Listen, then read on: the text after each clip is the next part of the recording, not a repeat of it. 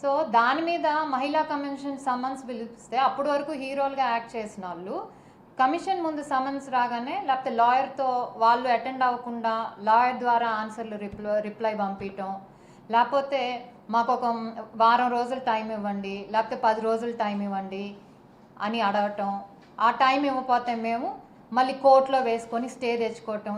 ఎందుకండి ఇవన్నీ? అసలు ఆ మాటలు అంటం ఎందుకు? ఆడవాళ్ళని అంటం ఎందుకు? ఏదో ఆధారాలు ఉన్నట్టు ప్రతి ఒక్కరు మాట్లాడేస్తారు. దానికి సమాధానం వచ్చి చెప్పమంటే మాత్రం నీళ్ళు నవ్వులుతారు, లేకపోతే కోర్టులు ఉన్నాయి కదా అని లూప్ హోల్స్ వెతుక్కొని వాటిని ఆశ్రయిస్తారు. గౌరవ కోర్టు కూడా బెయిల్ ఇస్తున్నారని ఇష్టం వచ్చినట్టు మాట్లాడితే ఎవరు చూస్తూ ఊరుకోరండి. ముఖ్యంగా ఆడవాళ్ళ మీద చేసే వ్యక్తిత్వం ఏదైతే ఉంటుందో ప్రతి దానికి కూడా ప్రతిచర్య ఉంటుంది. మీరు రాజకీయంగా ఎదుర్కోండి, తప్పులేదు. లేకపోతే ఏదైతే మరి ఎవరైనా మీ మీద కమెంట్స్ చేస్తే రాజకీయంగా దాన్ని అది తప్పు అని నిరూపించుకోండి. అంతేగాక మీరు రాజకీయంగా ఎదుర్కోలేక ఆడవాళ్ళ క్యారెక్టర్ని దెబ్బతీయటం అనేది చాలా తప్పు. మేము ప్రభుత్వాన్ని కూడా రిక్వెస్ట్ చేస్తున్నాం, ఇలాంటివి మళ్ళీ మళ్ళీ జరగకుండా ఎవరైతే మాట్లాడారో ఆ ఆడవాళ్ళు స్టేషన్ చుట్టూ కానివ్వండి, కమిషన్ చుట్టూ కానివ్వండి, కోర్టుల చుట్టూ తిరగకుండా ప్రభుత్వం కఠినమైన చర్యలు తీసుకోవాలి.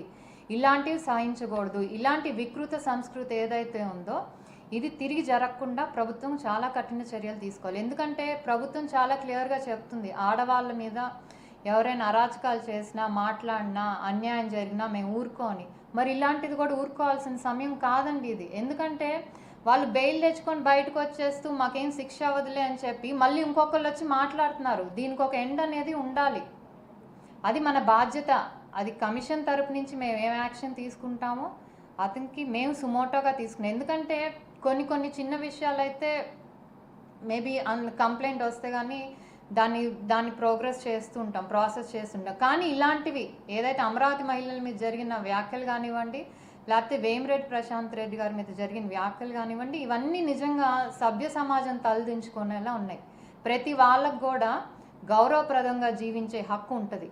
కానీ ఇక్కడ ముఖ్యంగా వేరు వేరు కారణాలు చూపి లేకపోతే రాజకీయ కారణాలు చూపి ఆడవాళ్ళు గౌరవంగా బ్రతకకుండా చేస్తున్నారు. వాళ్ళు ఇలాంటి మాటలు అంటే రేపు జనంలోకి రాలేరు, సిగ్గుతో తల వంచుకుంటారు అనే ఉద్దేశంతో చేస్తున్నాయి. కానీ మీరు గుర్తుంచుకోవాల్సింది ఒకటే, ఆడవాళ్ళు అంత బలహీనులు కాదు.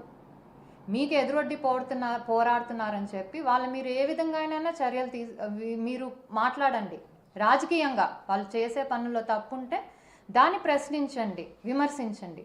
అంతేగాని ఏ ఆధారాలు లేకుండా వాళ్ళ క్యారెక్టర్ని వాళ్ళని వ్యక్తిత్వ హననం చేయటం మాత్రం చాలా తప్పు. దీన్ని మేము చూస్తూ ఊరుకోము. తప్పకుండా దీనిపై చర్య ఉంటుంది.